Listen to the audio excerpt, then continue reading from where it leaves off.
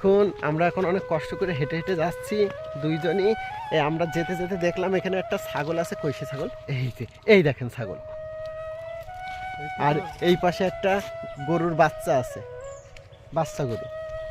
দেখেছেন আমাদের ভিডিওগুলো এরকম সুন্দর সুন্দর ভিডিও হয়। এই একটা কলা বাগান, এই কলা বাগানটা নানার কলা বাগানে, হ্যাঁ এটা হলো আমাদের নানার কলা বাগান।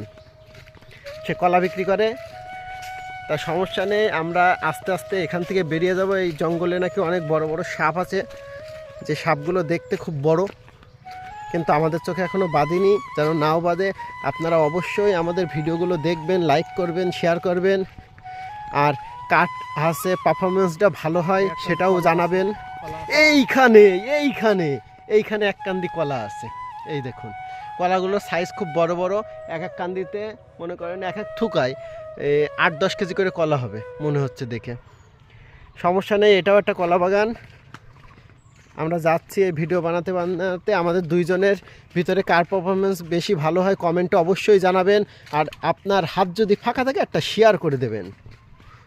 আল্লাহ হাফেজ, টাটা দে, টাটা।